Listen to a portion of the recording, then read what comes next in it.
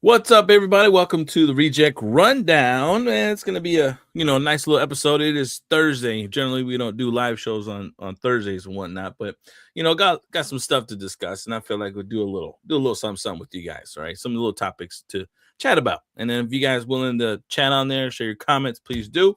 Let's have a good conversation today on a nice little Thursday. But I got old man with me finally. Due to technical difficulties last week, we couldn't get him in when we went live. So, old man, what's up? Don't hate on the old man. We're still getting used to. I mean, us back in our day, we barely learned how to use um, whatever that phone call thing is. You see, I'm forgetting things nowadays, man. The dial tone thing. We used to spin a number. I bet Before you. that, we used to do smoke signals. I was gonna say typewriter. Like even the typewriter was probably complicated for you, where you're like, ding ding ding, dope, ching, back, ding ding ding. Damn it, that's not how you spell. All right, switch it over.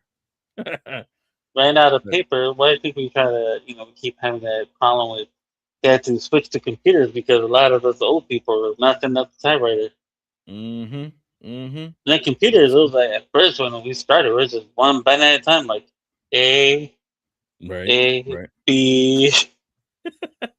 Where's the D? Oh, there it is. No, damn it. D. It's A B C. Damn it, C. Shit. that's a B, isn't it? Damn.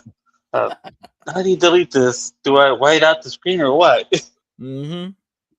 That's funny. That's funny. Well, that's cool. We had a little cool little show last week. It wasn't too bad. It was nice. It was solid. Had a little good discussion and stuff like that. Especially the reject of the week, man. I gave it to John Jones, and I think people were a little upset that I was calling the McGregor, Ronda Rousey, and Colby Covington the loser club.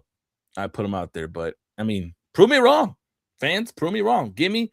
I was waiting for someone to put on the chat and kind of prove me wrong. Prove me that they're trustworthy when it comes to their events. They're untrustworthy right now currently in planning these events. Everyone wants to be like to discuss about their names and like their name will sell a ticket. Okay, fine. But you also got to look at dependency, especially you're having this UFC event in the White House, old man.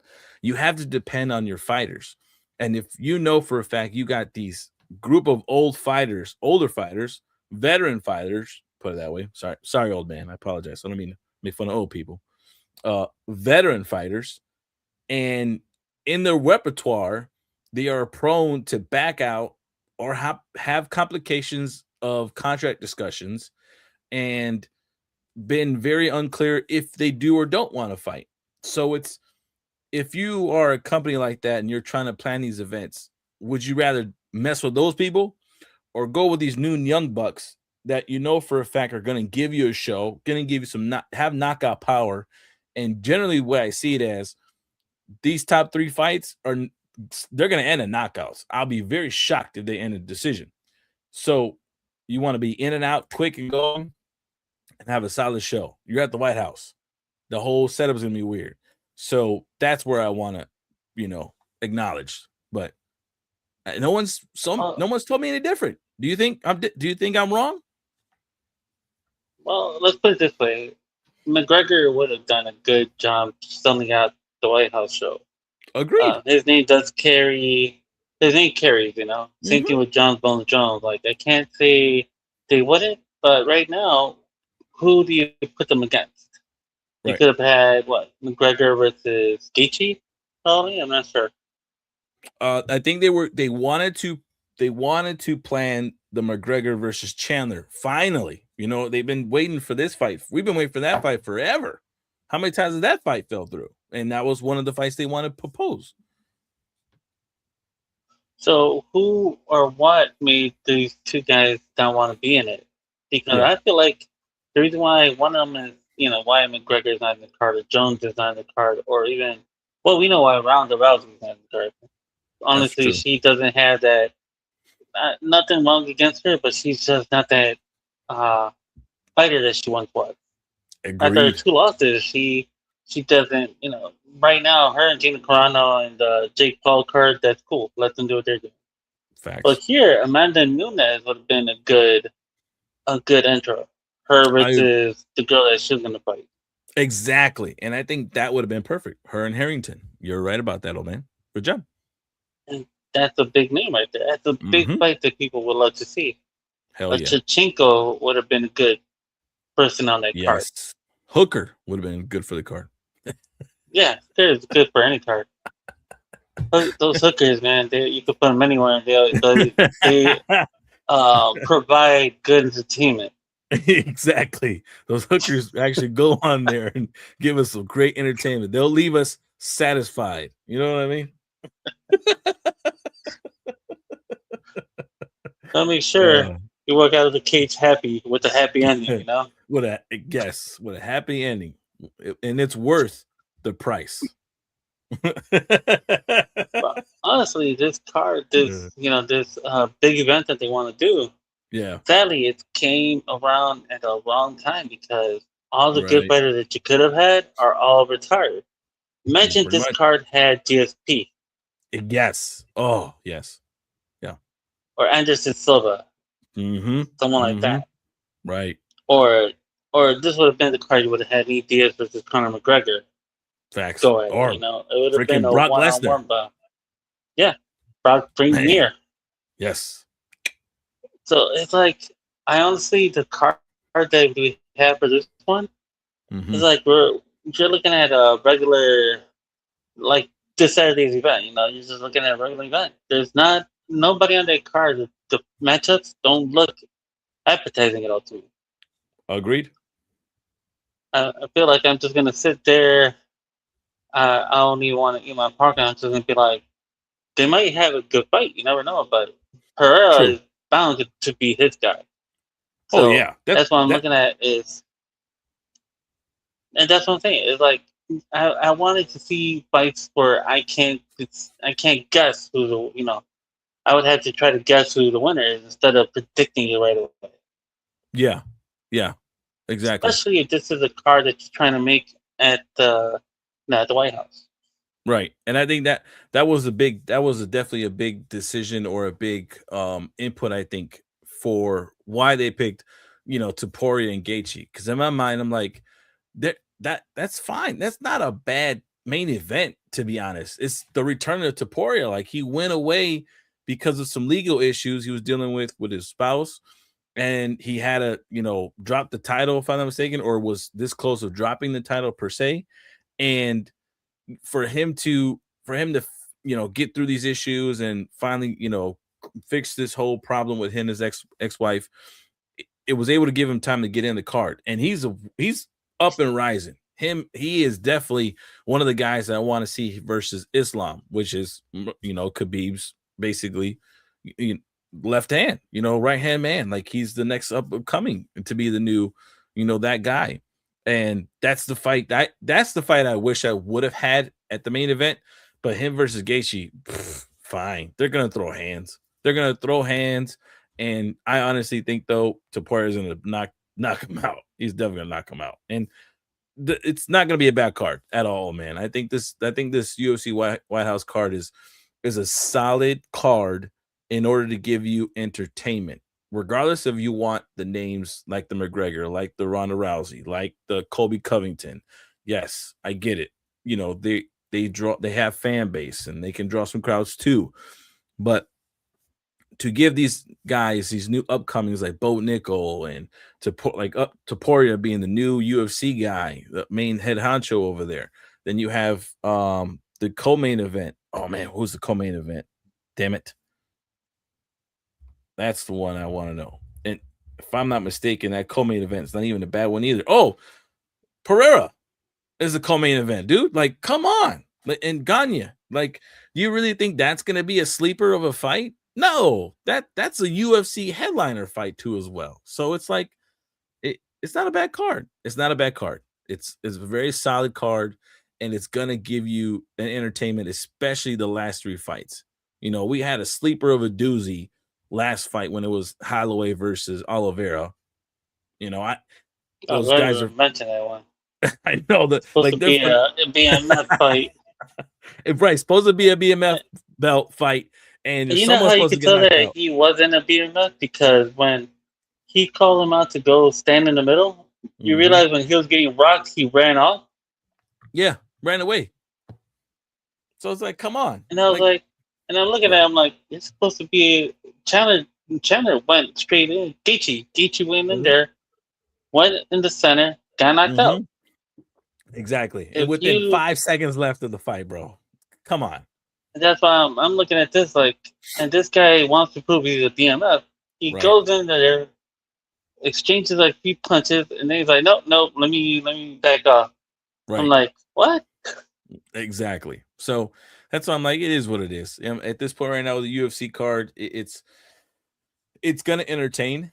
It's definitely gonna entertain, and I think that's where this all the commotions come about, especially with Ronda. Like, I get it, Ronda. I get it, and she had that big old discussion and big old talk, at the panel, and all that went a buzz. We'll talk a little more about that actually, but before we Yeah, do, there was something that I did want to get your opinion on when it comes to announcements and stuff. But this other announcement came through today, and I was like, that's actually not bad, man. Casting call, casting call well, I for. don't know who the other three are. Yeah, go I ahead, don't. go ahead. I'll give you the names. I'll give you the names. Top. We'll start with top left is McKenna Grace, who's going to be Daphne. Then you have Mr. Maxwell Jenkins, who's going to be playing Fred Jones. Not sure where he's come from. Don't know his resume. Then you have Velma being portrayed from Abby Ryder Fortson. Don't know her resume. And then Shaggy's going to be Tanner Hagen, played by Tanner Hagen. Again, don't know the other guys, but if you're really focusing on a young crowd and literally honing in to get the young audience to now bring back even the old audience, these are actually, to me, in my opinion, the perfect casting. I think acting wise, I don't know their resume yet. I would like to see a few of their stuff to kind of get a feeling of it. But by the look of it, and if they're gonna go, honing in on the actual gimmicks and their clothing and stuff like that, I think they can pull this off. The H1 looks exactly would be like their character, and if not, once they get that voice behind it and once they get the motions, I think this would actually be pretty good. What do you think? McKenna Grace, I'm familiar with her because she's been in the Yes, Ghostbuster films. and Sabrina, She also came out. Sabrina, was it Sabrina the but she's Teenage the Witch on Netflix? no. I think that's a different girl. They Ah, look okay, alike. yeah, okay, gotcha. Thank you. Yeah, that's all. Um, Shaggy, don't know, but Shaggy doesn't look like he would get high on a Sunday night. You know, he looks like just some regular. I don't know why. He looks like the next Hollywood jackass, in my opinion. And I hate to say it That that way, but it looks like that. uh, Like somebody who's gonna be stuck up when people go to him. I'm yeah, like, and give me. that's not Shaggy. I got to answer a quick phone, but you continue on your thoughts on the casting calls. All right, go ahead. So Freddie, never seen the kid. I'm not sure if they just went for somebody who probably looks the part. Hopefully, he can act the part, but you don't really need to do much to be Freddie. So, I'm okay with Freddie. Velma, on the other hand, I've never seen this girl before, but I like to see what she looks like with her hair all chopped up and all short, unless he just put a wig on her. But she looks like she'd be good choice for Velma. And by the looks of it, looking at how young they all look, I'm guessing we're looking at probably a pup named Scooby Doo, which might be the like an origin story then, and that would make sense, especially because I think this is going to be on Netflix. But I don't know if it's going to be a Netflix film or a Netflix series. If I was them, I'll probably go with the series though, because trust me, you can make seasons out of this show if you do a series, especially with these four kids.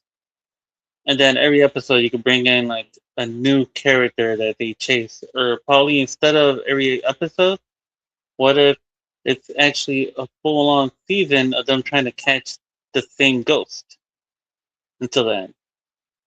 So yeah, I know it's a movie, but shit, I would have gone with the season instead of series, but seasonal episodes. All of them just trying to figure out who this new monster who took over the high school is, and having run-ins with them at all times. So that All right. would be my my 2 cents. Cool. Cool. I was listening to you. I like it. And I really want to see what Scooby-Doo is going to look like, to be honest, man. I think Scooby-Doo's character, they're definitely going to go with a freaking CGI look, especially it being from Netflix and stuff like that. But I want to see how that interaction is going to be. And I feel like with the team, where all that's going to be important. And I think, yes, the casting's definitely good to know who these guys are going to be. But Scooby-Doo's is going to be he's the show. He is the person. So if they can get that right and interaction with the rest of these guys, fine. And the stories, if they're going live action, well, man, I think the stories are going to be classic style, and then give us a little bit of zombie like, I think also too, or something like, or I think the movie. Actually, The movie. I think that's the movie, right? I heard that the original cast is going to do a zombie movie. Yeah, there you go. They're gonna join together, do a zombie zombie island type of thing, or whatever case it be. So Yeah, I'm not mad. So but this, yeah, no, go ahead. As I say, if they do like like the live action, old school classic type of shows of figuring out who these mysteries are, that's nostalgia right there. I'm hoping that I think there's going to be a movie. I was saying that a while ago that it might be a movie.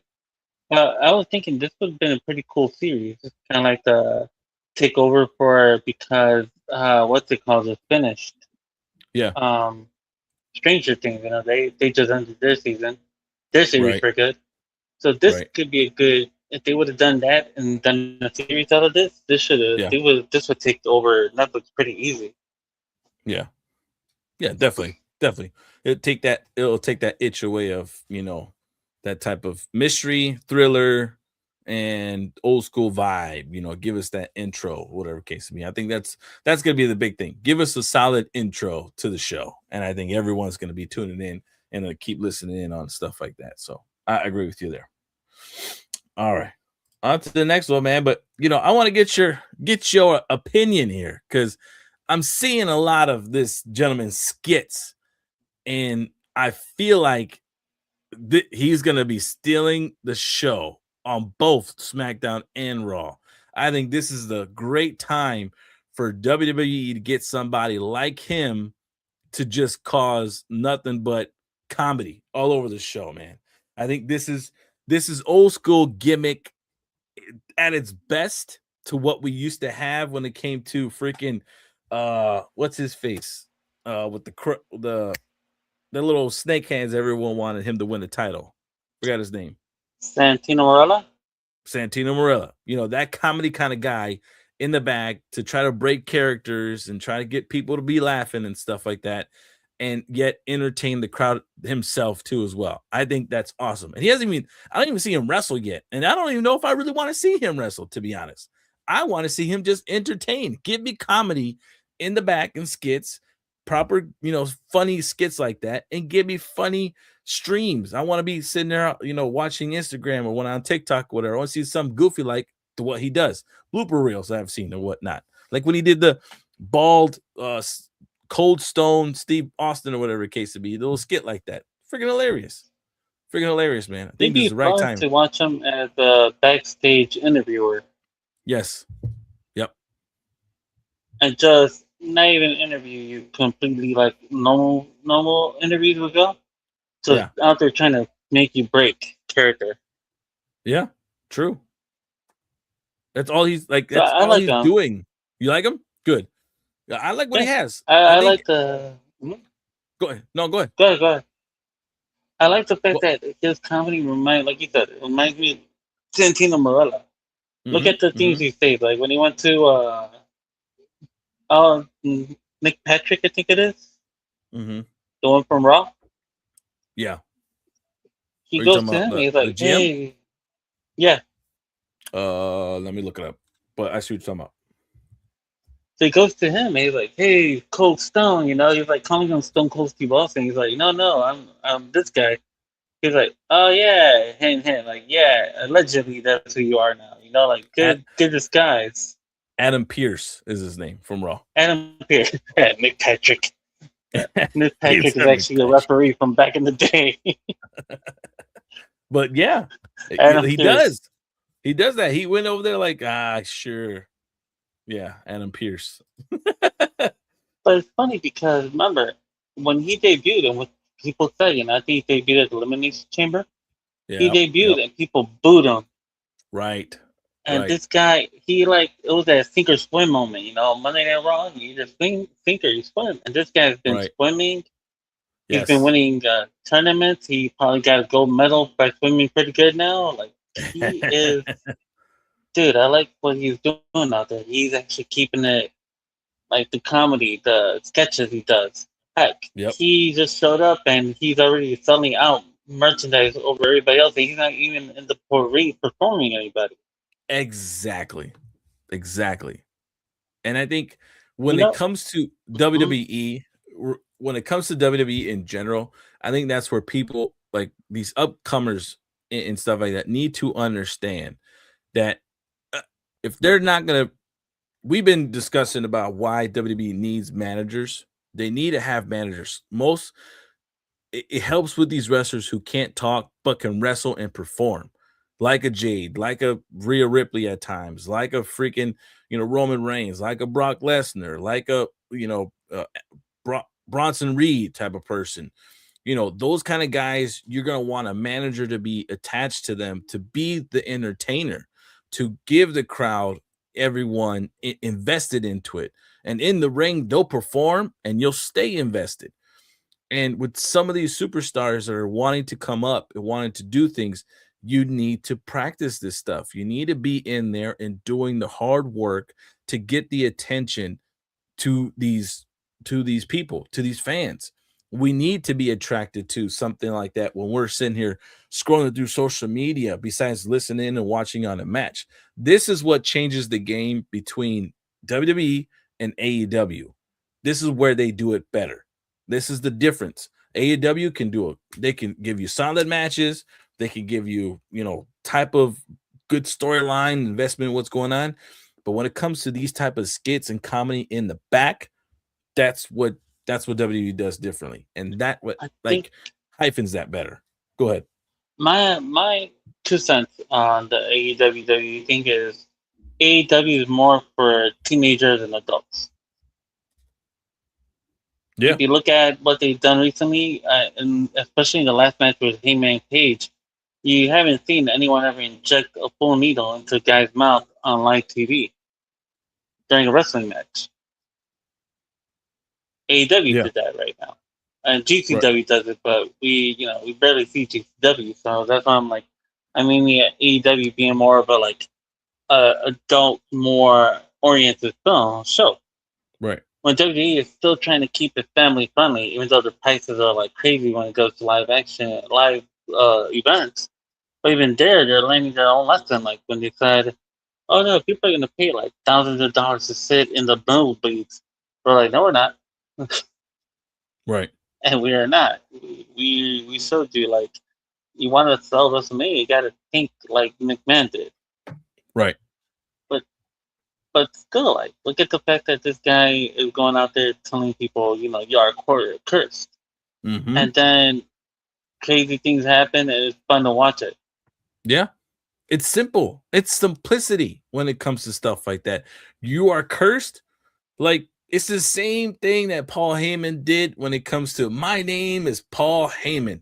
And the crowd ate it up afterwards. It catches on. We get invested. We sit there and, you know, participate with what's going on when it comes to the entertainment that's happening. We get to do that. And that's what Danhausen's actually really doing. And I'm like, I'm not gonna lie, oh man, like I really wanted him to join WWE a while back when I didn't really know who he was in AEW, but what like seeing their roster and stuff, and I'm like, this guy has a good look to him. This guy actually looks like he could be somewhat successful in WWE. It just depends on the right timing, one, the right writing for what we want of him, and just overall performance. Like I think he can perform. He would be beneficial in NXT. I think he would definitely steal a show over there. And I think this is what's beneficial for him now. He can go from Raw to SmackDown to NXT to everywhere and just interact with all of them. and even AAA. He might be even able to go to AAA and have some fun over there too. So regardless, they got somebody here to just entertain. And if he only does skits and maybe performs in these battle royales and these type of last minute, botcher type of matches that we would used to get where someone has to get in the ring and here he comes just walking down the arena talk about I will do it, like that type of deal and be like, because if I lose, you'll be cursed. And that type of deal. It's entertaining, dude, and it's something just to be fun with. I love it. I actually love it, man. I was thinking it'd be a good direction for him. You know, how he's trying to get the Miz to be his mentor. Mm-hmm. It'd be funny that instead of him being in the matches, in the ring, wrestling matches and all, Right. what if it's the Miz in the matches while he sits outside cheering him on? Yeah. Yeah. Could And be. so it's an opposite because in his mind, he wants to be mentored in the ring, but in reality, that's what we think.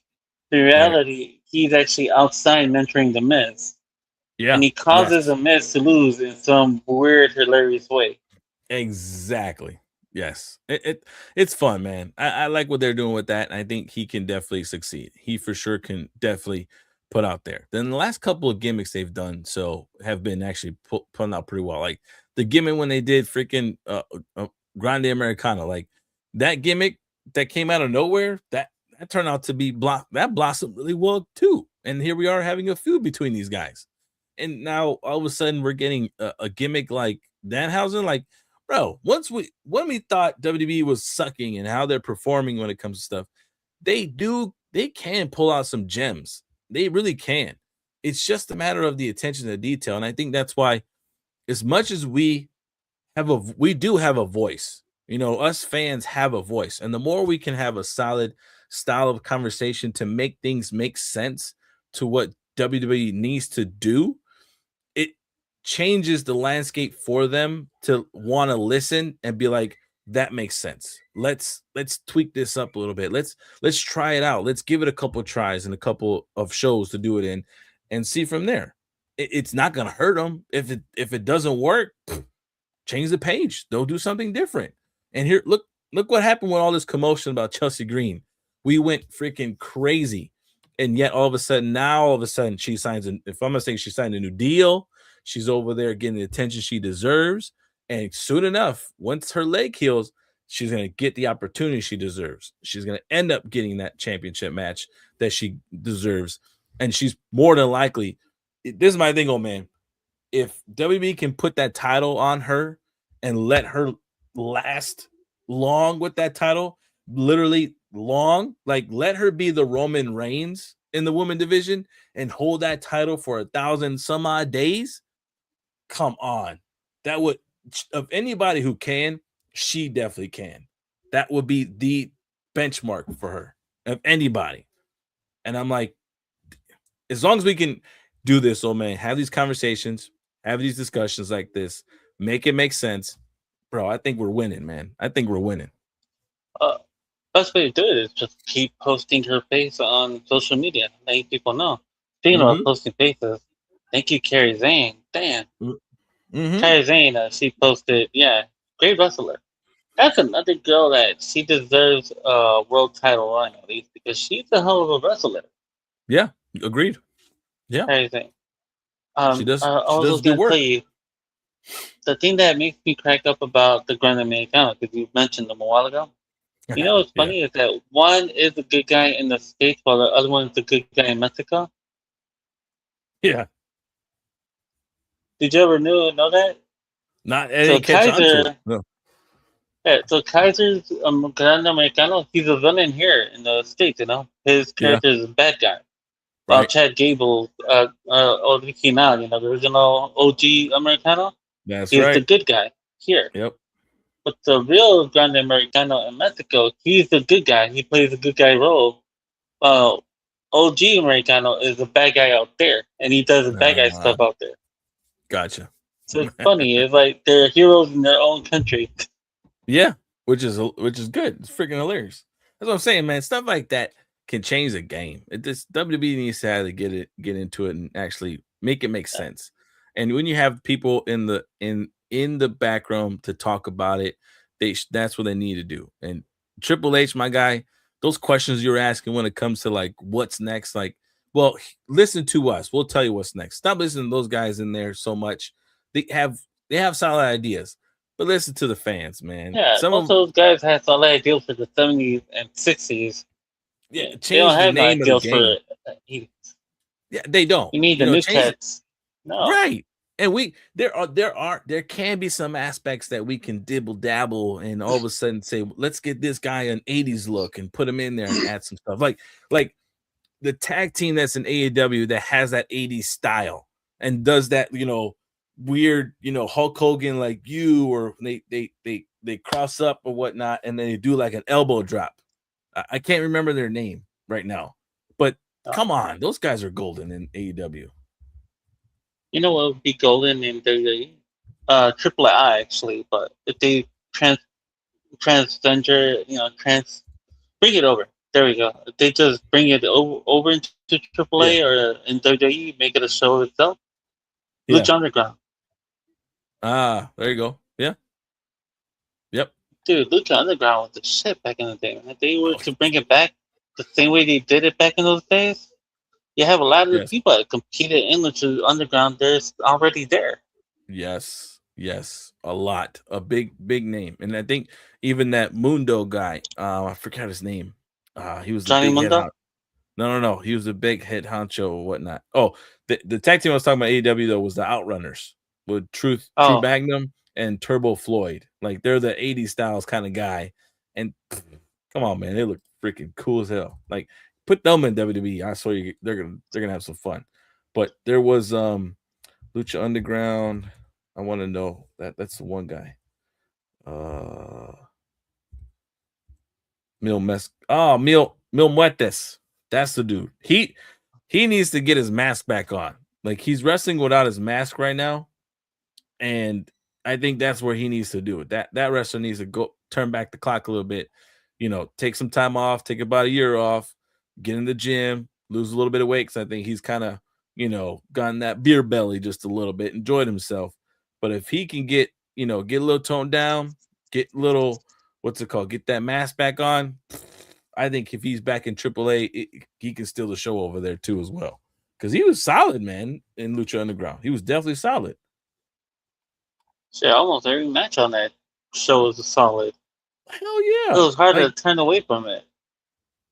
Like they did better in my opinion. They've had safer and better matches compared to AEW, in my opinion. Like I don't think I've seen anybody in over there in Lucha Underground get themselves hurt and injured in the ways that AEW did during this whole time frame. Like that's what amazes me the most. I think they've done way much better over there. Well, the one thing I realized that I liked about Lucha Underground is that not only did they do all these things, but like, they had matches that were more clean. They were still Mm-hmm. bouncing everywhere. They Yep. still told a story within the match. Within the They were match. they were giving Exactly you right. they were giving you a chance to sit down and enjoy what you were watching. Mm-hmm. Dude, they were actually good competition for WWE, but I just don't know how they ended up. I think they lost the contract to television rights or something, Yeah. and they just stopped doing shows. And it's like, damn, man, whoever that television company was, it said, no, we're good. We don't need y'all no more. That was Right. the dumbest thing you could ever do. Agreed. And I also think too, I think what really was their downfall was not traveling as much. Like they kind of stayed in the same arena and they performed only wherever they were, which made it very difficult for the crowd, like for the inside crowd, to gain attraction. Like they were only on TV, and I didn't see them really travel a lot. So let's say, for instance, they do bring for a one night only type of deal like they did with ECW, and they pull that off, man. Imagine the crowd that's going to be involved in it this time. Imagine the other newer wrestlers that pop up and show up, and then give us some vintage ones that come back and do such. Like especially Ricochet. Ricochet would have to go to Prince Puma. Was his name in there? Yeah, And if they that's bring cool. him back, give his whole gimmick back in that manner, bro, come on. That'll be a freaking showstopper right there. Dead ass. Gonna love that one. I would love that. Would love that a lot. But yeah, speaking of wrestling, kind of the topic of the show is why, Ronda? Why? Why? Why are you back in wrestling? Why? You were talking all that shit, if I'm not mistaken, last year and even at that beginning of this year, talking major crap. And I get it. Well, I was only talking about WWE. Okay, fine, whatever. You're talking about your experience there. But you were talking Well, so much trash about overall, like, wrestling's this, wrestling's that. Why? Why? Why, old man? my biggest question is, it wasn't WWE that she was talking bad about. It was also the fans itself. She Thank she pretty much talked bad about the wrestling fans, calling us toxic and everything. you. And Yeah. here you are, back to kind of see the fans and be like, "Hey, welcome back, open arms." We're Mm-hmm. like, "No, we remember what you said." The reason why you went to WWE is you think that going to AEW, they're gonna take it easy on you, and I'm like, yeah, they might, because probably AEW fans are not aware of what you said about wrestling fans in general. Mm-hmm. Who knows? Or That's probably AEW is more forgiving, but I don't yeah. know. It bothers me. I guess in the sense that it's just we need to hold her accountable to the shit that she said, it, like we would any other wrestler. All right, let's say for instance if a freaking like today, if we get somebody like CM Punk who goes out there and talks all that trash, hence probably why he didn't go to wrestling for quite some time, whether it be the indies or whatnot, like not do anything involving wrestling because we held him accountable to the shit that he was saying. And so at some point it got to a crazy time where his talk, he was well hated. And especially the fact that he would go to UFC and then his performance there didn't help. So okay, right there. Now we're holding him more accountable. But over time, and he had to do a whole, freaking PR rep type of conversation and run through all this type of stuff and have a discussion about why he loved the fans and all this kind of stuff, whatever case, in the sense of not say apologetic, because he never apologized per se, but it was more felt like a type of apology tour and giving the forgiveness or asking forgiveness to us as fans in order for us to give him a welcoming time when he did that in AEW and when he did his comeback.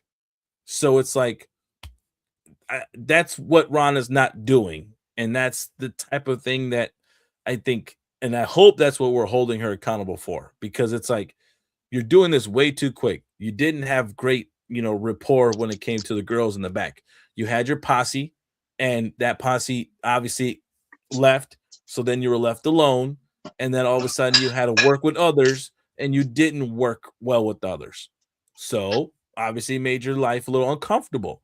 Then all of a sudden here you are going in matches, like not caring of taking care of these other wrestlers that you're performing with, and just doing it because of contractual situations.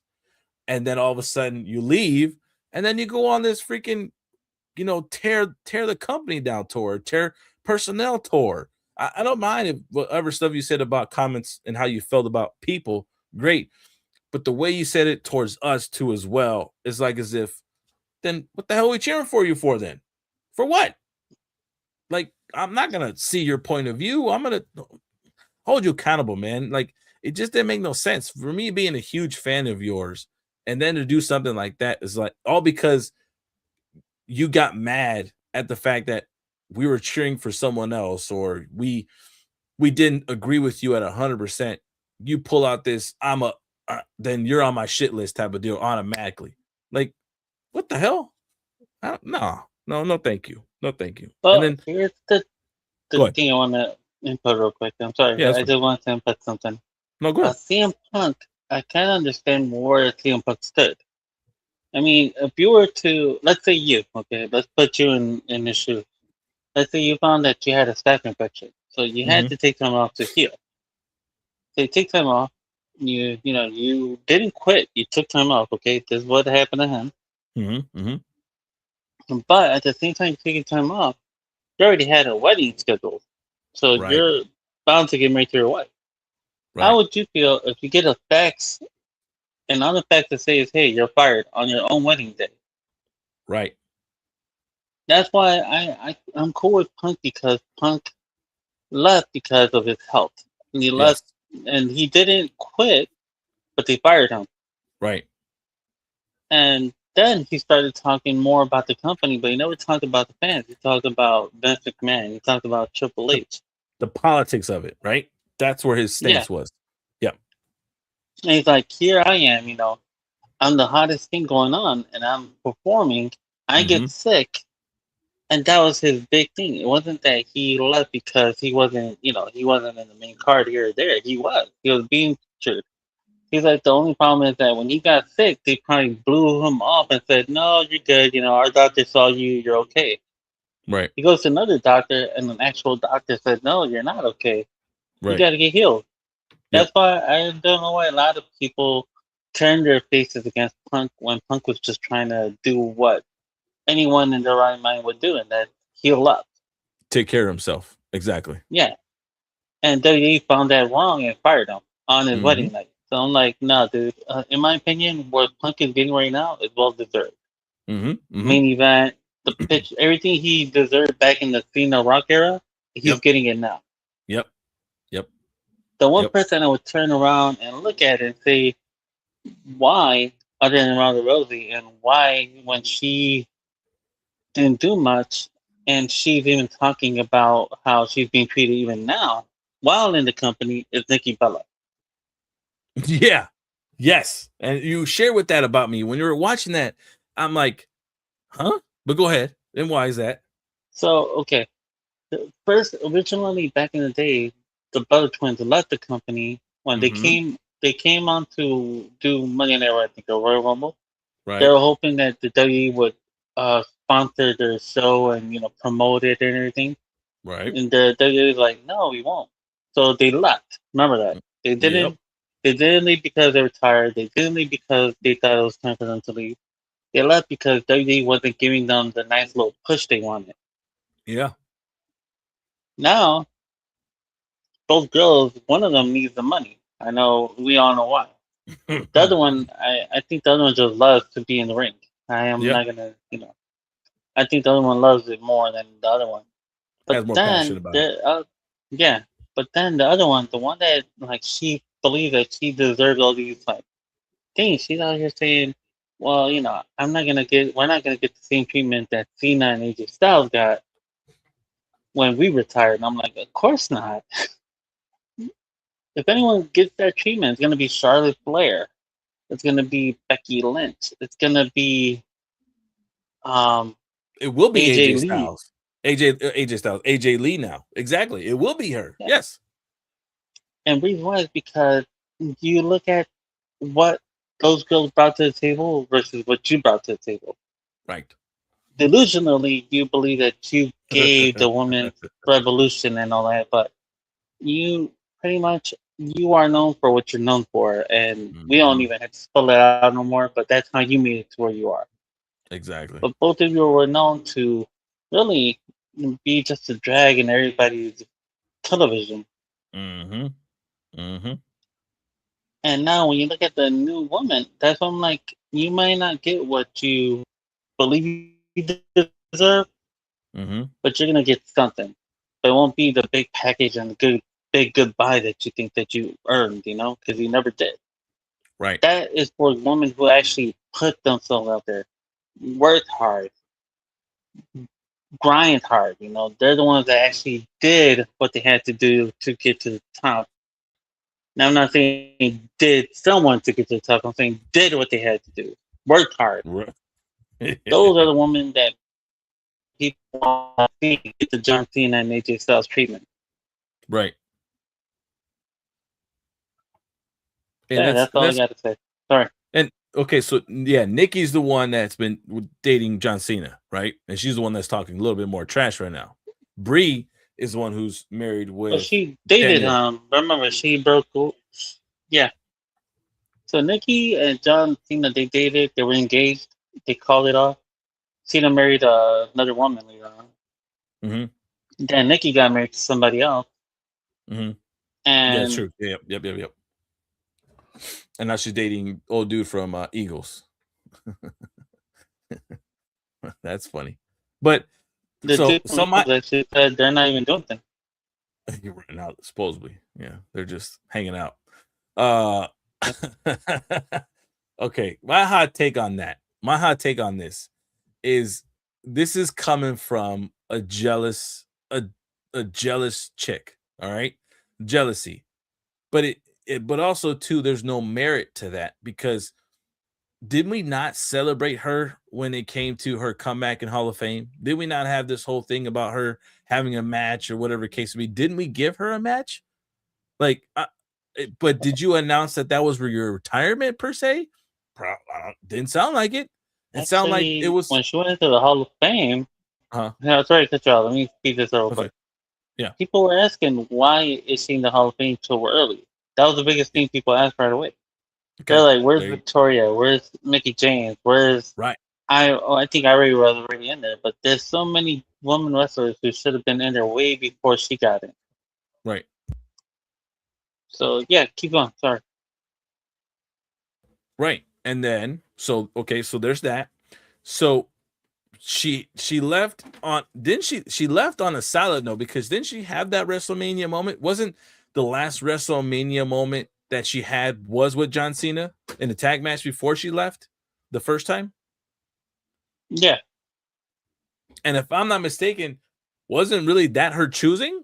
Didn't she want to have a tag team match with her and John Cena finally? I think so. Okay. So you got what you wanted. You got what you wanted. Does that make any sense as you not getting what you want now? Okay, there's that. And then when it came to that, respectfully, Brie, you kind of dragged Brie in this. Didn't Brie get her WrestleMania moment too? That following year, if anything, when Daniel got hurt, or in that case, maybe he was pretty much already gone already, and this was literally going to be her last match with the company, and she had a phenomenal performance and a highlight moment doing the kicks to the chest and the crowd into her doing her solo run. Weren't we not involved? Were we not hyping that up and excited for that? That No, kind of. We actually dogged on her because she almost took Liv Morgan out of wrestling for a long time. Which, lucky us, Liv is still around. Greg DeMundo. And it's more or less like you guys have always complained about this and that. Some of your complaints are valid. Okay. Some of your complaints were valid when it came to the title belt or whatever case it be. They were valid. But right now, currently, when it comes to this whole, retirement type of thing, that doesn't make sense because if anybody who would more than likely get a retirement run in the women's division would be the Bella Twins, in my opinion. Though, in all honesty, if they've already signed a contract with them and it's their 2 year, like a 2 year deal, whatever case it be, to do appearance here, all this kind of stuff, and have some matches here and there, this would be that setup, your retirement style of run. This would be your matching setup to the point where it's like, you having these interviews and conversations and these skits and these promos of this being your final run, this being a run for all of us to remember, and and building that up to be that is on you. You have not done so. It seems like these matches have always felt like a one-off because it's more or less of just, I want to come in and have a good match. Nothing in your promos have you put that up and said and give us hints that this could be the last. This is the last, or I don't know how long this will last type of deal. You didn't really throw those hints out like that. It's always felt like as if you're trying to throw your hat back in the ring, and yet now all of a sudden you're saying you don't think you're going to get the run that you deserve or that these other wrestlers have. That don't make no sense because I'm sure AJ said it to the crew, said it to John Cena, said it to Triple H and all them. that this is my final run. And he's said it in the podcast a few times, having these conversations like, I want to end at this age. I want to end in this style, but that's where I see my life ending. And he's put that out there. John Cena did the same thing. And of course, we as WWE were going to give John Cena that final run because of what he did for so long in that company in the midst of your time frame, Bella Twins, when you arrived. You were involved, you were in the midst of all that. You were there watching what he did for the company. So come on. I don't believe, and I don't like the fact that she does that type of stuff. She does a lot of that to kind of stir the pot up because it doesn't make sense. I don't think it's valid at this point. We gave honor to Lita when she came back and she had fun and wrestling with the other girls. We definitely gave honor to Trish Stratus when she came back and wrestled a few matches with these girls. We've done so.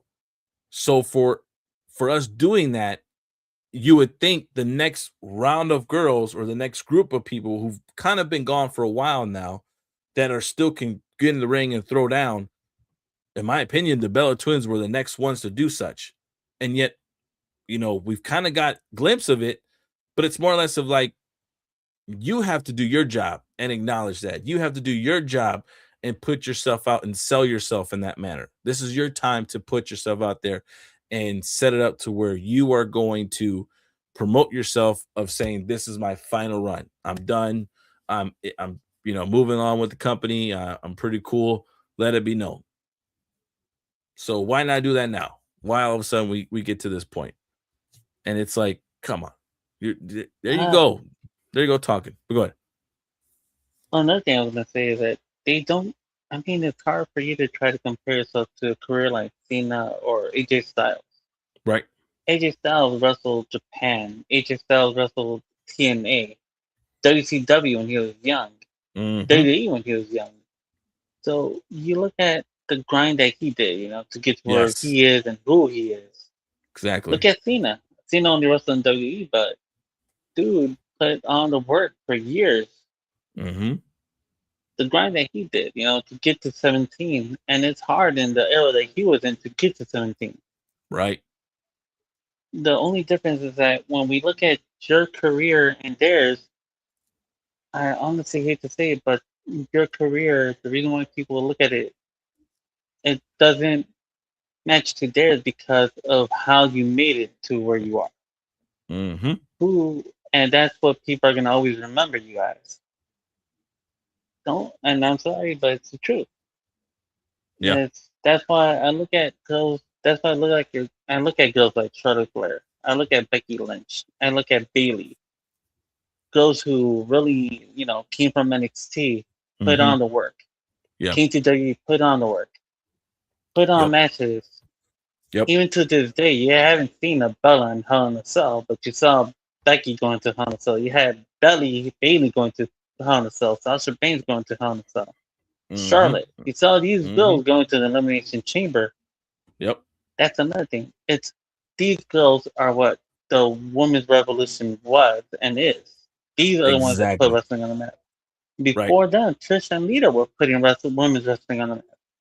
The problem is a lot of people try to take credit from Trish and Lita, but if you look at like a lot of the girls when they grow up, look at Lita and them. Look at Bayley and all those girls.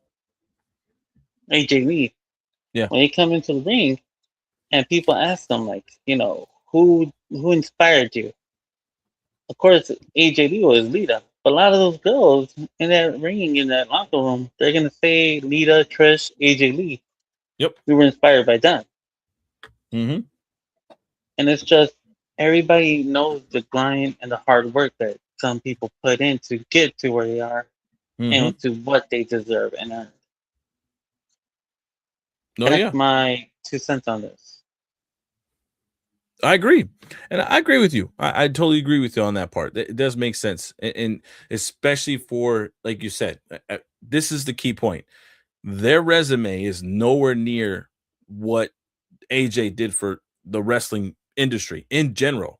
The fact that he went from Indies to TNA, was the main guy in TNA, did all that hard work, put the company behind his back, and did all that work in TNA. And then when it was time for him to move on and do other things, not afraid to do such. And then again, got fame where he was, did the work to give his a proper send off over there too as well. And then come over to WWE finally to get the payday he deserved, to get the recognition, to get himself in WWE, because that was his mindset. I'm going to end my career in WWE. I'm going to go there. I'm going to give myself, because I know my worth. I'm going to put my body on the line and give hella good matches with these people as much as I can. And when the time is all settled, I've given my family enough money. I'm set myself for the future, and I'm fine. I'm gonna retire happily, healthy, and all set to go, God willing. And he did that. And then with John Cena of all things, it's like, come on. Like, John Cena had to go through a couple of different eras and last that long to do such, and then all of a sudden have this run now, or where we're at. And it makes any sense when people still wanted him to even last longer and still had a few more matches. Like, you can't equate to that. That's like saying right now with this whole WNBA and the equal pay and stuff that just was announced. It's like saying Caitlin Clark and fucking, I even put out there, and LeBron. All right, can you compare the type of game they've already done? No, because of what each other's done differently in their companies. So you can't compare that. You can't. You cannot. As much as you guys are good, you guys are good. You did well during your time, respectfully, but it more so, again, respectfully, your career does not match, do not equate at all whatsoever.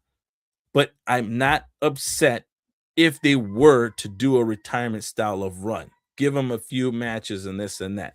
Give us some type of gimmicks, or some type of promos to this whole retirement style. I'm not mad at it if they do. It's just, I don't believe they deserve an all year round type of deal. Give me a couple matches here and there from Royal Rumble to WrestleMania. Fine. That would be perfectly fine for me.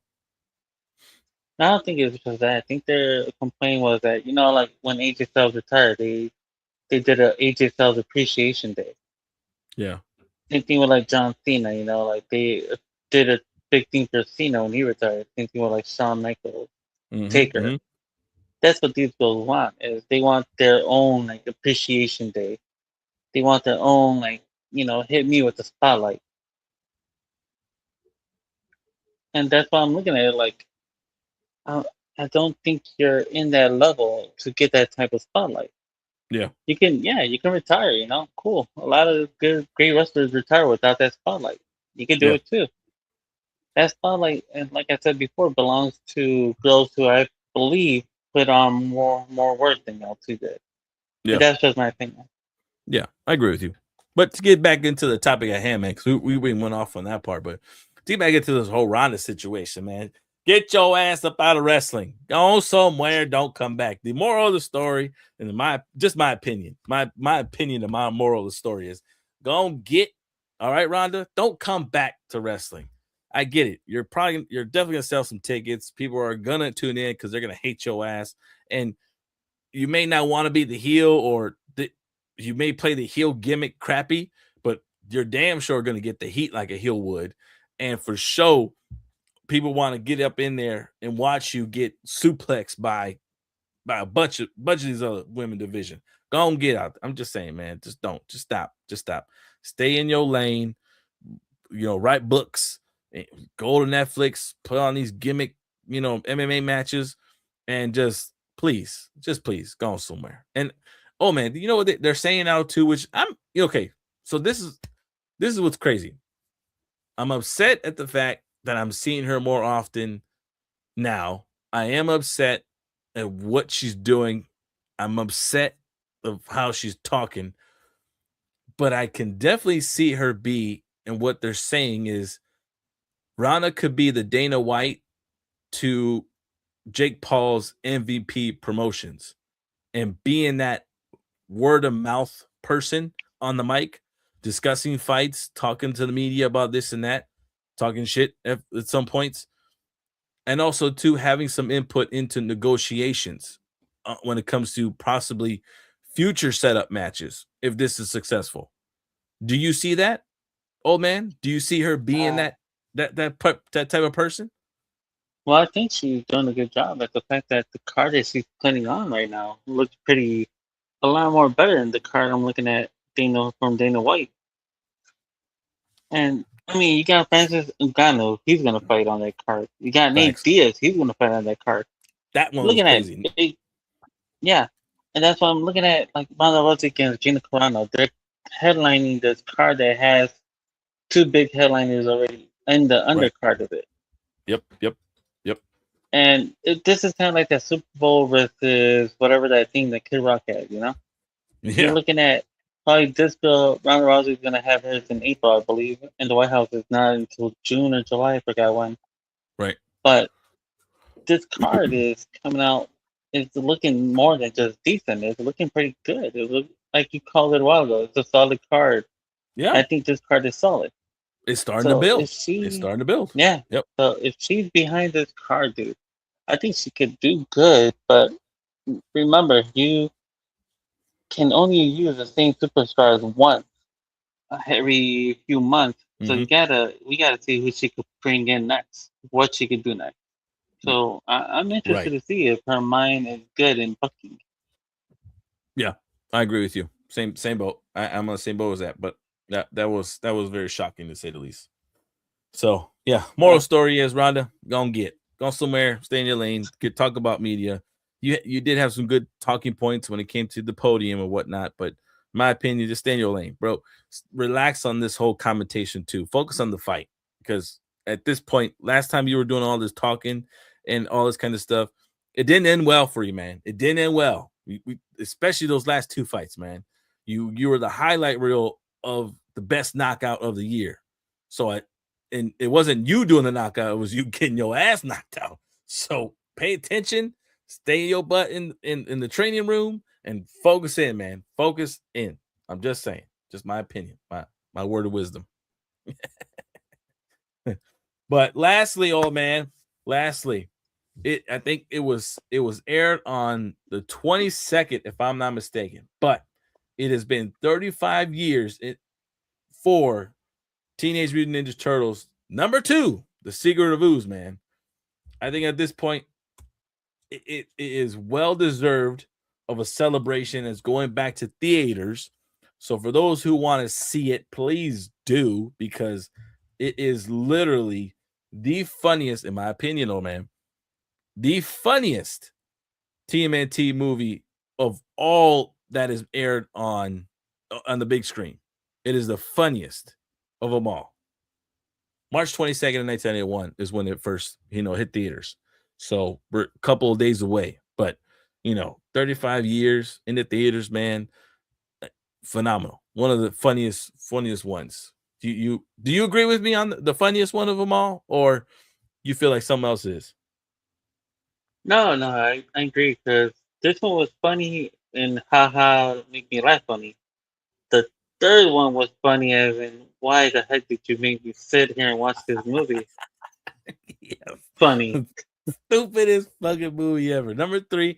I was saying too. I swear to God, I was saying this. I was saying this as well too. To a friend, like someone else. I forget who I was talking to. I think the kids. I was like, the third film. It's funny how no one talks about it. No one mentions it. No one brings it up. But yet somehow there's pictures of it that come about. Like trying to highlight it. There is the costumes themselves that are saying, "Oh, well, this costume's for sale. It's been with us, bro." That's from the night. That's from part 3 that nobody liked. Nobody liked. Nobody. Everyone hated that film. That film should never have existed in the trilogy franchise in the 90s. It should have never existed. The first two were phenomenal, especially the first one. The first one, and I put this out there when it came to on social media, and everyone has been agreeing with me that the 1990 film of TMNT is the best best Ninja Turtles movies to hit big screens, and at that too, has had the best storyline for the Turtles. And right now, it's like, what the hell were you guys thinking about giving us number 3? Why? Why did you guys give us that crappy ass show? And Didn't make they no could have damn done so much sense. better.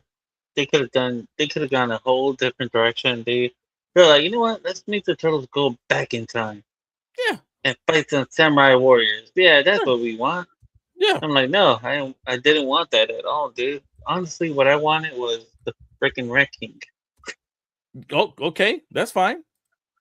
or Baxter Stockman turning into a giant bee. You know, the Yeah. Bumblebee Stockman versus those guys. Like Uh, something like that would have been fun to watch. And right. it's like you were Warner Brothers before Warner Brothers became Warner Brothers. You were Walter Hamada before Walter Hamada took over. You went from uh, one hell of a film, yeah. and then you listened to the parents, Yep. which weren't my parents. I'll tell you that because I was 7 years old when I was probably like 5 when the first one came out. I was 7 when the second one came out, Same. and when I Wasn't my saw the parents second either. one, I was like, yeah, my parents didn't care. They were like, hey, how's the Turtles movie? I was like, damn, it was awesome. I The want first movie, pizza. I was like happy. Yeah, Yeah. I Yeah, want that's how pizza. good it was. I wanna play the arcade game now because I want to be Yes. Shredder too. Yes. I want And to, that's bro. Was it just me, or when you watched the first film too, you wanted to play with fucking nunchucks? How many people went out there and bought those rubber ass nunchucks and tried to do what Mikey did? I know I'm not the only one. and you I spin it damn sure around. did that. Yeah, and tried to do the fucking helicopter. I know I wasn't the only one. I had those rubber nunchucks, and I was sitting there like, Mikey, like, look at me. You know what I mean? Like, bro, and I was trying to spin it, didn't work. I kept getting hit in the face, but gladly they were rubber. So it's like, come on. That make no sense as to why they had to switch it up on us. And then the sequel, you bring me Tokar and Hagar, whatever their name is, instead of Should have Bebop been. and Rocksteady. That's right. You agree? You agree? It should have been Bebop and Rocksteady. It Hell would have yeah. made more sense. It didn't make And it, so the and that too. sequel. It didn't make no sense of why they did Tokar Razor. But yes, go ahead. All right. So that's what I was gonna say too. It didn't make no sense. Mm-hmm. Second of all, I agree with what people said. Is Shredder should have stayed out for the second film. Yes. The best thing he could have done is at the end of the movie they could have shown Shredder's mask. Probably Yeah. Shredder talking to that one bald guy. You know, Mm-hmm. like that one part where the bald guy walks in and he starts beating up all the Foot Clan people, Right. and then Shredder like calls him out.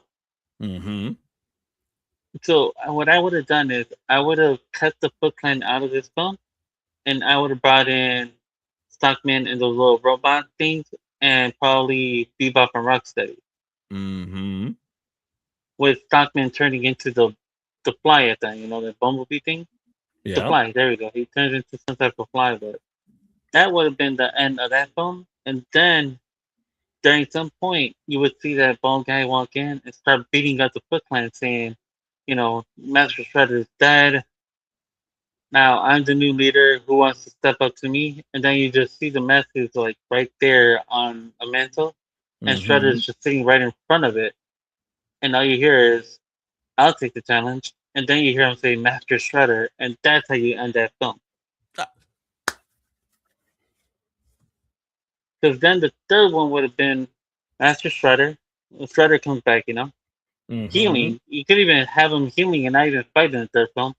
But the Crane would appear, and then you would have done the Crane with Shredder, and then the Crane would have been creating those like robot ninjas that go out there to fight the turtles.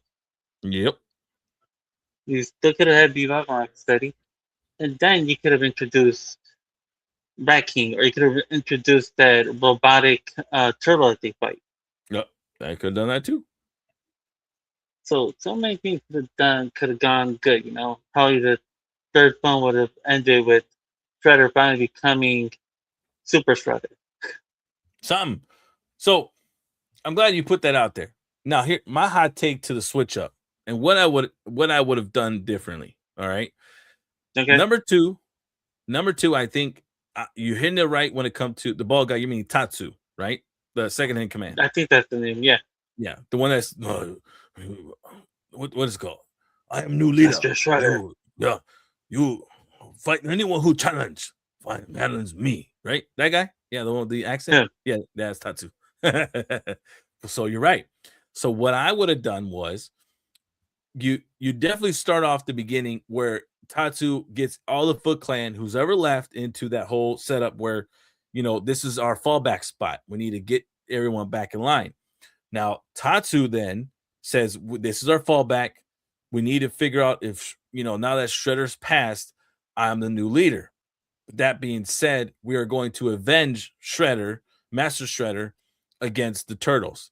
So here comes Professor Stockman out because Stockman's always been an associate or an employee of, Shredder and stuff like that. So then Stockman says, guess what?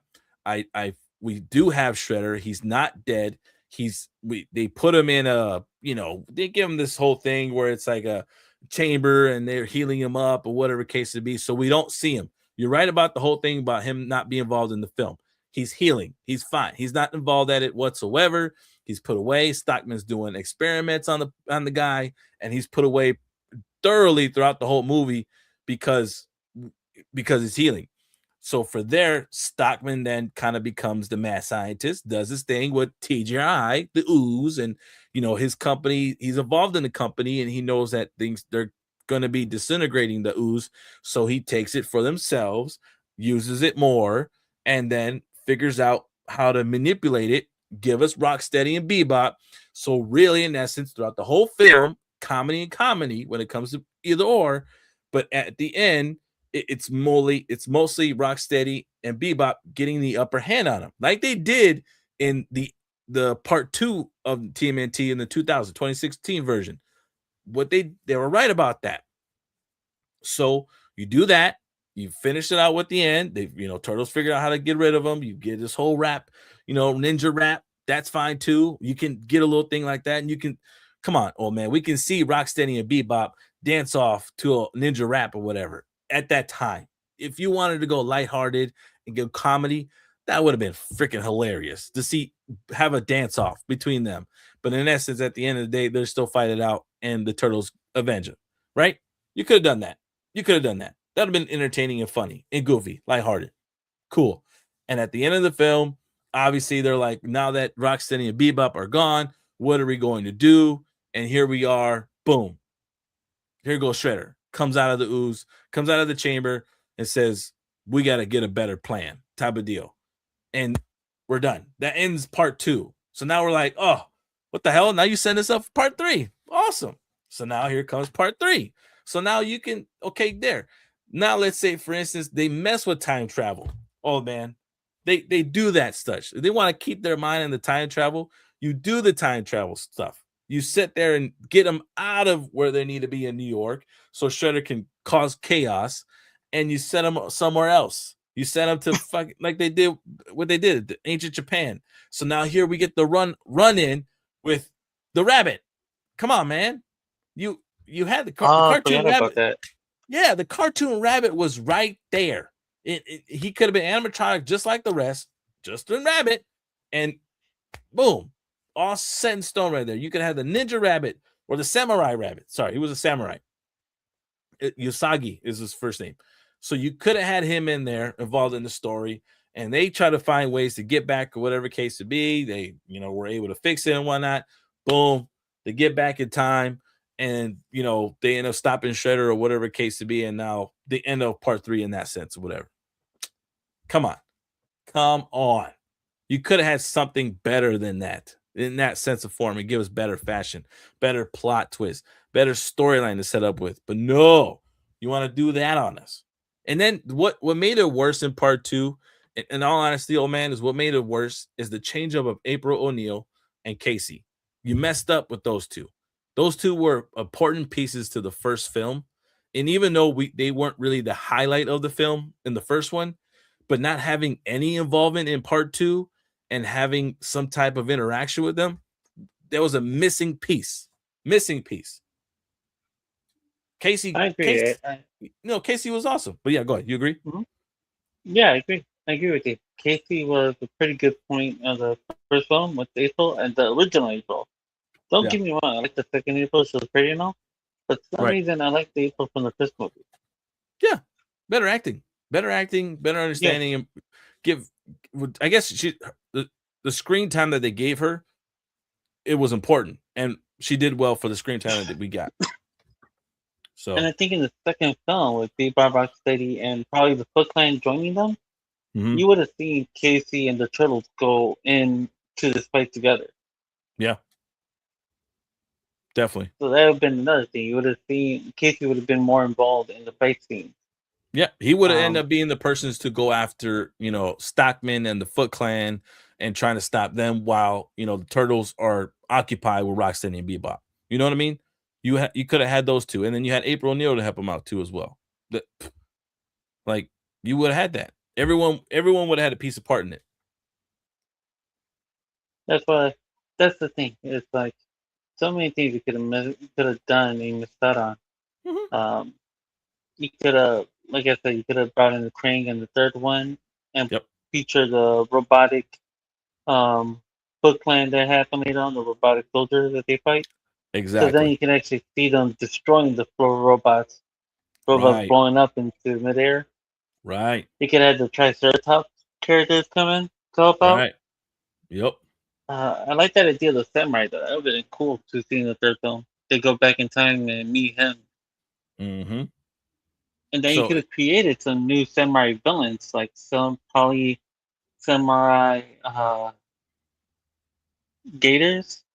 some you could have, or even the clan that interacted with the Foot Clan in the past. Maybe that Foot Clan lasted for decades and ancestry type of deal. So you would have faced off Shredder's ancient, grandpappy or whatever the case may be, and it just would have made more sense. And Usagi would have been more or less the ancient grandparent, to what's it called? Freaking Splinters, teacher and stuff like that. You could have had that. That right there would have been fine. And I don't know. They could have definitely done a whole lot different. And then the Rat King thing, maybe. So let's say they didn't do this whole thing about them going time travel, and you're talking about the Rat King. In the third film, you go robotic on the Foot Clan, but then you have the Rat King, wanting to get involved and wanting to help out Shredder. And they kind of recruit him in a sense because they mutate. They mutate on him. They use the ooze and mutate on the Rat King itself.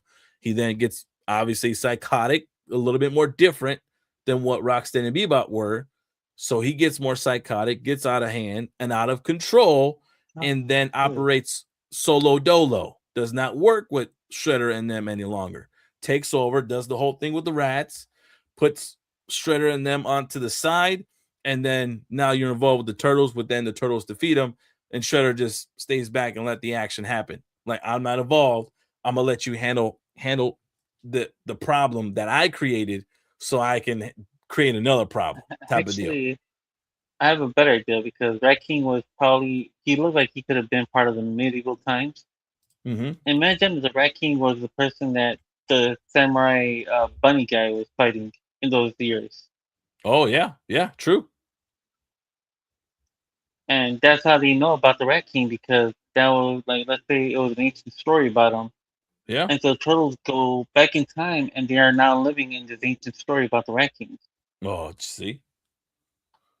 Oh man, a come man on. who could control rats. And imagine Mm-hmm. if when that happens, not only did they go back in time, but Splinter goes back in time with them. Yeah. Remember, Rat King controlled Splinter, so imagine at some point they had to fight Splinter, Yes. and that's when they lose, it's up to the rabbit to come in and take on Splinter one on one. Right, right. Because obviously the boys can't face them. They can't face their pops. You know what I mean? Because They can't do it. one, they don't. He knows all their moves, Yep. but this master knows he's advanced just like him. So it'd been cool to see them to throw hands. Hell yeah. I would have gone for that one.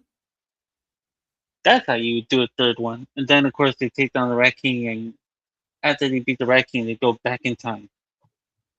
That's what I would go with it. I would definitely go with that.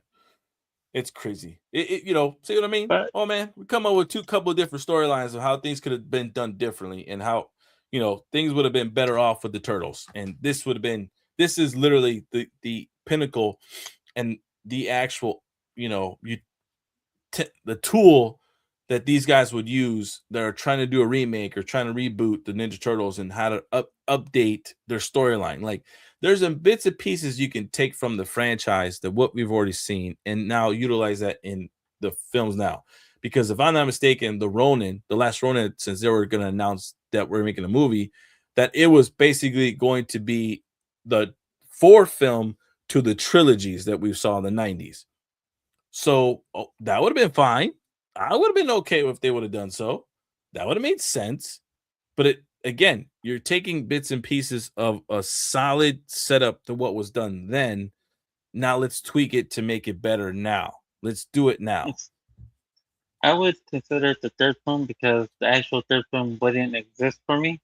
Yeah. Yeah. Agreed. I agree. But speaking about the second one, because it's the anniversary, a few key points I love about the second film was one, Kevin Nash was Shredder. That was pretty cool to know. That's freaking awesome. Notable mention that I didn't even know at the time. Two, the guy who played Donatello, like the stunt double in Donatello for the first film, Yeah, was the one pizza delivery guy in the second film. that's right. Oh, damn. What was his name? Now you got me remember because it's like, why didn't you have Casey? And then I'm like, you know what? But they did have the pizza guy. That was like they needed somebody to be more comedic because Yeah. they said Casey scared them. That's what parents said. What Parents the? said that How did Casey Casey scared them. scare them, man? That boy, I don't know. bro. But Kino First of was his all, name. how old are you as parents to be afraid of Casey? That's what I'm saying. And they Who said are you? and it's like because Casey reminds them of Jason. You know what I was doing when I was 5 years old? I was watching Jason, thinking, when is Jason gonna fight Freddy? Yeah, you know what I'm I saying. was Like, man, 5 year old me looking at these movies like, man, I can't wait for Jason and Freddy to fight. I want to see who wins. And bro, it took me a longer time until that actually happened. that's crazy. It amazed me at how much if they complained about the film, and all of a sudden we acknowledge it, we entertain it, and then we reward these guys, these parents, to give us this. Like I'm not gonna announce it as a shit show, but honestly, the parts where you took it out that made the first one really cool as hell and really made it a nostalgia type of film of the turtles, you gave us, that's what you messed up with, because it could have just kept going. It could have kept entertaining us moving forward. It could have kept the storyline, you know, it just the peak at that time. And it definitely would have made millions, if I'm not mistaken, up in there. And actually, you know what? Speaking about revenue, what was TMNT2's revenue? Because at that time, TMNT2 1991 revenue. Revenue. Let's make sure I spell it right. I want to know. Yes, please.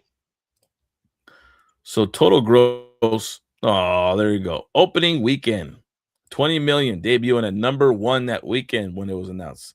The production budget was already 25 million at the time.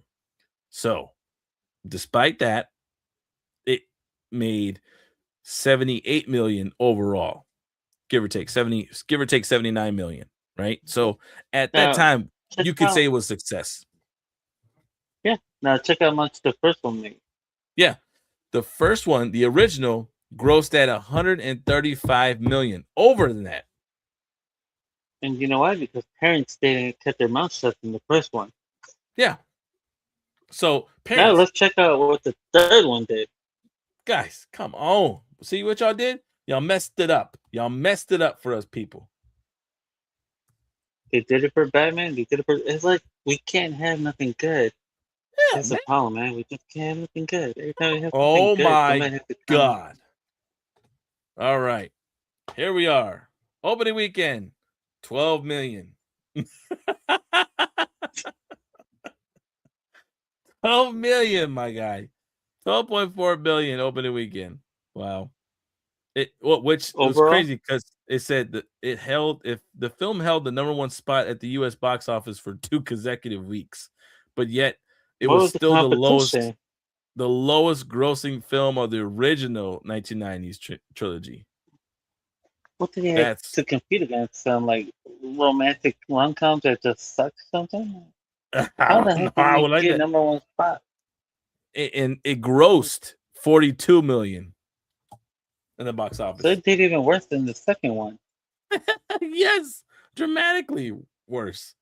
Dramatically. It's That funny is because you would think with them showing those commercials of the turtles go back in time to the time where they're samurais, you would think people would be watching it, but I'm like, it didn't. When I was young, that movie came out, it didn't call me at all. One, I didn't know when it was no. going to come out, but two, when I was watching it, I was like, who are they fighting? Who's the main villain? Like, where is this going? Why are we watching turtles go back in time and Yeah, not fight anybody important? I want to see this. So March 19, 1993 is when it came out, right? So March, which is today. March 19th. March Happy 19th. anniversary. I know, right? Happy anniversary, #3. You suck. So glad.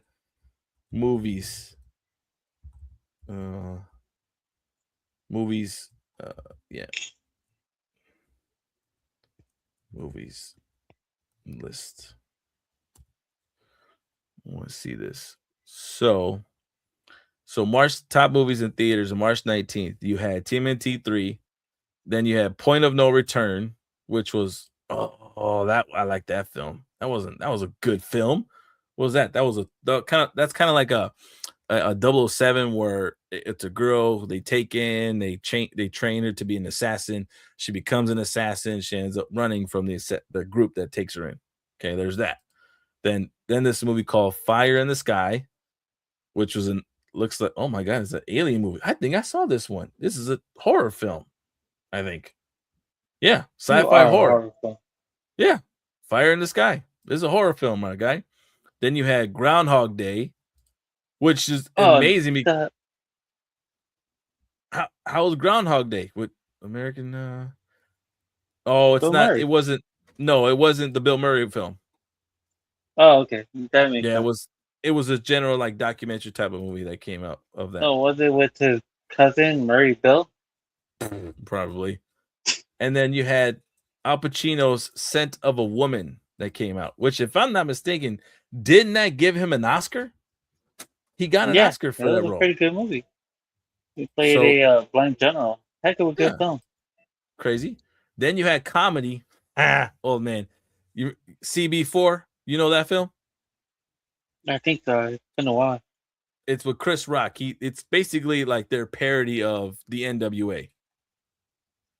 Oh, where he was it? Oh, okay, yeah, I think I remember that one. Yep. They make And fun he's of like a rapper in it. exactly. He's definitely a fake rapper. All the good stuff. It's pretty crazy. Oh, dude, A Few Good Men came out. Was in theaters. Man, Makes no sense. how does How, how how did that? Turtles 3 beat? Yep.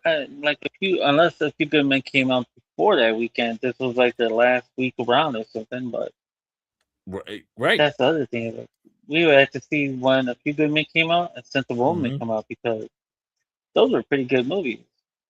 Yeah. And okay, so it was the top grossing film at that time. So no, but let's be honest.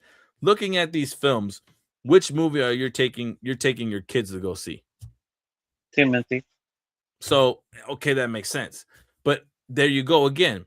You take your kids to go see this film, and then all of a sudden you're like, the kids watch it, and they're over here like, but I didn't like it. I didn't get it. It didn't make no sense, Mom. I don't want to go. So Where's what Shredder? happens? Where's Bastard Stuckman? Where's the Wrecking? Where's all the people? Where's Casey? Oh, Why is well, he Casey's Japan? back. Why isn't Yeah, Casey in his outfit? Casey's back. No, he's just chilling. Oh yeah, because yeah, nobody wants to see him with the hunky mask no more. No, like that's crazy. So now what I want to look at now is I want to go back in time. I want to see. I want to Yeah, I'd go like to back go back in time and tell people don't complain about part two, for real. part 1993. one. I mean, Go to March. I want to see the following weekend, 26 and April the 2nd. So yeah, I want to see the movie list there. So 26, March 26th, 1993 movie list. All right. Groundhog Day, Son of a Woman, Unforgiven, Few Good Men, Ninja Turtles, Point of No Return, The Opposite Sex, which obviously not going to be, you're not taking your kids. 50-50. What the hell is this? Nah, another. Probably, yeah. No. So April, what did I say? April 2nd? April Yeah. 2nd of 1993. What's the movie there? Ah, here we go. So April 2nd, Cop and a Half, Universal Pictures, which, if I'm not mistaken, Cop and a Half was a comedy one for the kids. Yeah, I I'm think gonna it Google had that to one. do with Stallone and some kid playing his partner. Well, let's figure that out. No, Cop and a Half was a goofy kid who was with Burt Reynolds and Norman D. Golden. Oh, All right, so that was a kid film. yeah. They're gonna watch that one. Adventures of Huck and Finn from Walt Disney. But that one kid from Home Improvement, I think, was in that movie. Adventures of Huck and Finn. Yeah. Yep. Kids with Jonathan Disney. Taylor Thomas. Mm-hmm. Then you had that. The Crush from Warner Brothers. Jack and the Bear. Canvas. Happy Birthday Turk. And yeah, Cop and a Half led the weekend that day for $6 million. They took it in there for that weekend when the Turtles were gone. So it was like, come on, man. That's the competition. So of course it's gonna earn that money, but it didn't earn that much because they saw it and no one wanted to go back to it. Come on, man. They told Come their on. friends not to go back to it. Yeah. They're like, all right, I missed the first time. I'm gonna go back the second time. Nah, I don't want to go back a third time. That's why nobody went back the third time, man. They said, nah, never mind. It freaking sucked. That movie sucked. But TMNT 2, oh my gosh. Oh, hell of a great film. I watched that one. I honestly would. I'll keep watching that one. The intro's magic, dude. The freaking, the comedy in that was phenomenal. The intro was great with Kino coming in and wanting to, hey guys, you guys shouldn't be stealing or whatever. And then here come the Turtles doing all this comedy stuff. And you got Michelangelo talking about cold cuts combo, spinning around, freaking hilarious. Then you have Donatello over here, pretending to be a mannequin type of deal, going back and forth as goofiness and stuff like that. It's pretty crazy. All right. Actually, I got to sign off, old man. Got to head out. But that's our show, actually. Or give me 2 seconds. Give me 2 seconds. You go ahead and talk about Team NT. What were the highlights of it, man? Give us a spiel. Yeah, 2 seconds. The movie sucked. The movie was funny. Shredder was awesome. 967 S. Part 3 was trash. There you go. Did you get any of it?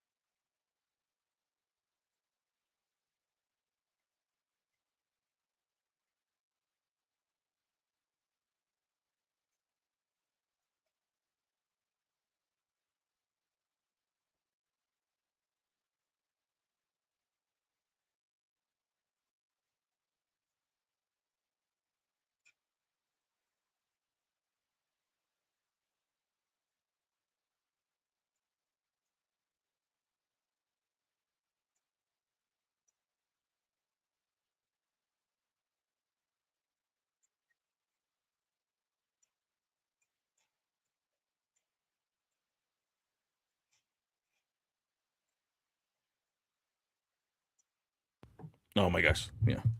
Crazy. Yeah, I gotta go. Emergency. All right, old man. But that was good. Good solid show. Good solid show, old man. We gotta tune in everybody for tomorrow. Another reject rundown. See us for sure. We're gonna have a good another list of discussions to just talk about. All right. But old man, you have yourself a good night, man. Glad we got you back on the show. It was fun to be back and good to talk about turtles.